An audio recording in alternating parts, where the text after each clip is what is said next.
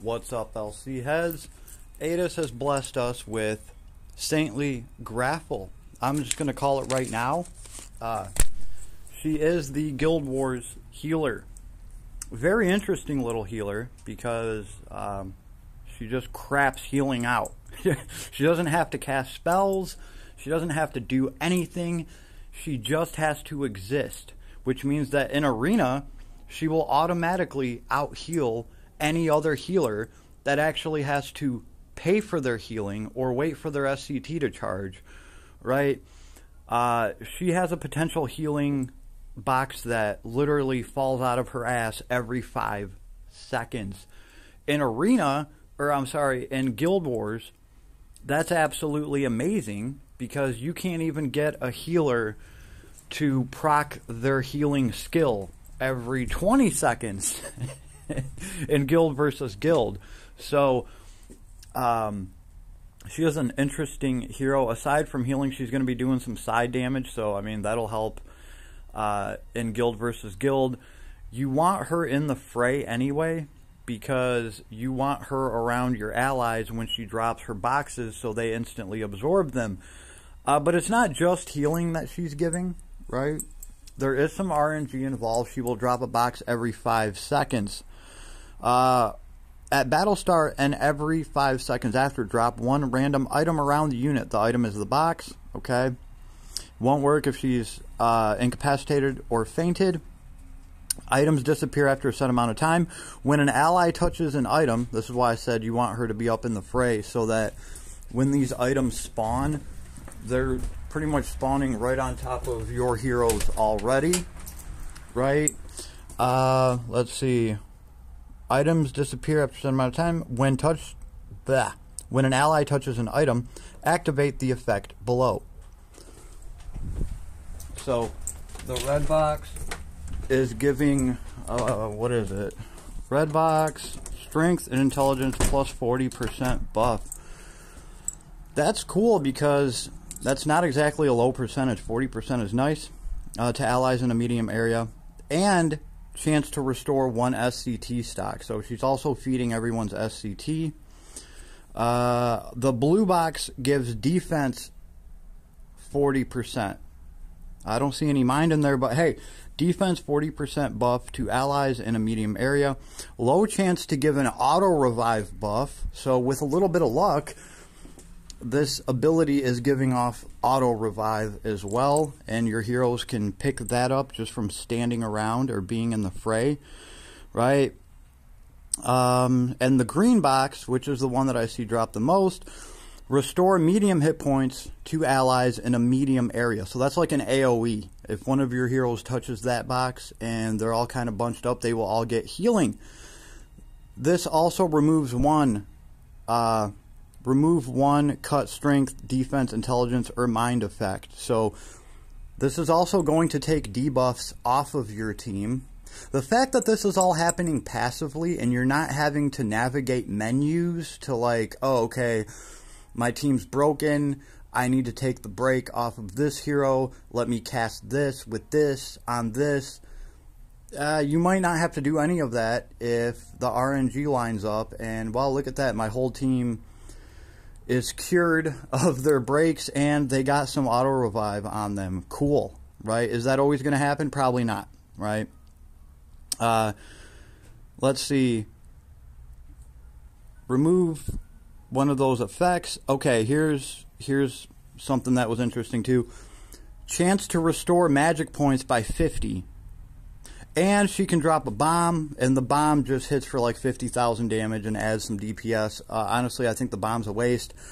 But I saw the 50 MP, and I was like, that's interesting, because I thought maybe, just maybe, if this character was enough of a MP battery, we could potentially use our highest burst DPS damage in the game, which would be Summoner Soul, whatever her name is. The only limiting factor to that hero's DPS is magic points, MP. So you could put her in a team with Graphel here and maybe Gen, and between Gen's special, You could get some MP back from that, and hopefully you could get some MP back from this chick, and maybe, just maybe, Soul could use that many of her abilities more. It's not looking like that's going to be the case, though. This is only 50 MP at a time. Soul would need to get back hundreds and hundreds of MP to empower her kit. It's still interesting, right? 50 MP is still 50 MP. That's another magic, that's another healing spell. That's another attack spell for a mage. So the fact that that's in there is pretty cool. And the bomb that she throws has a chance to give defense in mind minus 50% debuff. That is a high percentage. That is a high percentage, 50%. Now, this is all balled up into one rigmarole, and they put it into her trait. So this hero is here for this trait, and this trait is going to work very well in guild versus guild, because you don't actually have to pay mana for this. You don't have to activate anything, which is good because you can't activate shit in guild versus guild. You can't control your hero. So the fact that she's just going to be crapping out all these boxes that your other heroes are going to be able to bank on, this is probably going to be the nastiest guild versus guild healer to deal with, because whoever you put her in a team with, a tank, somebody that is beefy, that can take up some of the punishment for a minute until her boxes start dropping, she's going to be able to, I think, run the clock out a lot if you just set her up right, because you can just set this girl up for survivability, right? You don't have to worry about casting. You don't have to worry about any of that shit. She'll do damage. She's a dual wielder, and she will do damage.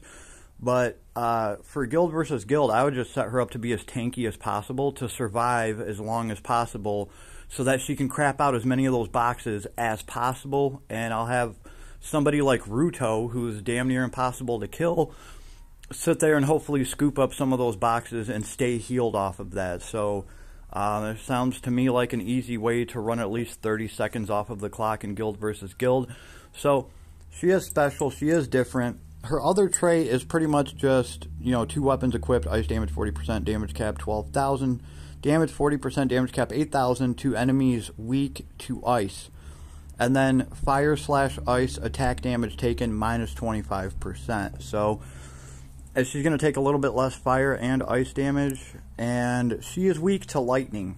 So you would think normally one of these ice Christmas characters is going to be weak to fire.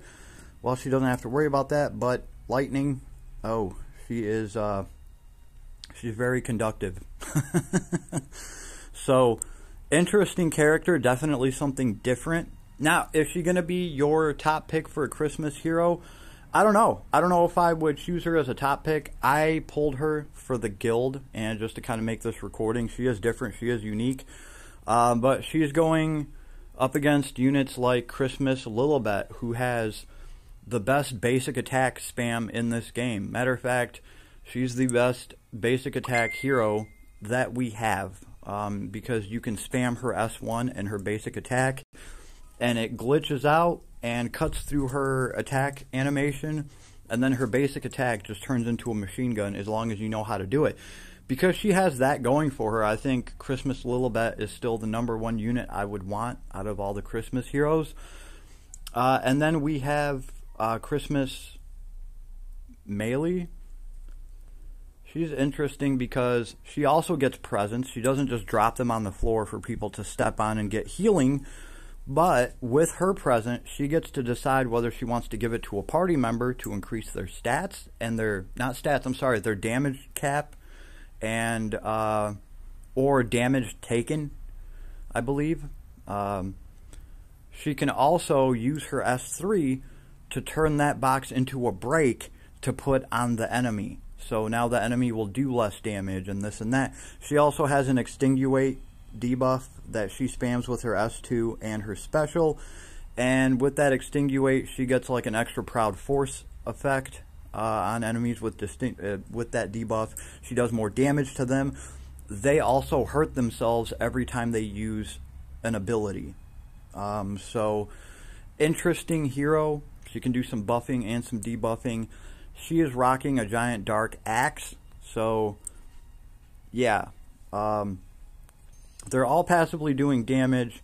In my opinion, I still think Christmas Lilibet's doing the most if you can master her cheesy-ass basic attack. So yeah, these are the, like, pretty much the Christmas girls. I am missing one of them. Christmas Theria. I never got her.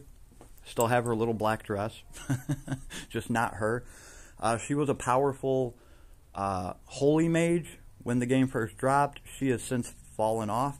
So I would say these three girls are the ones to get as far as the Christmas heroes go. And my personal order would be Christmas Lilibet, then the new Guild Wars healer, and then I'd pick up Melee. So I will say this though, Melee has one of the best looking Christmas sprites I've seen. She just looks like a cool jester. So I'm not usually a huge fan of Christmas themed characters, but Melee looks cool. She's got the Harlequin thing going for her, right? So these are the heroes that are up right now. If I missed anything, let me know. I was trying to kind of get through it quickly. My face is still healing, so just bear with me here. I will see you on the flip side, though. Have an awesome day, and leave me a comment. Let me know what you pulled and why, and I'll talk to you later. Have an awesome day, everybody.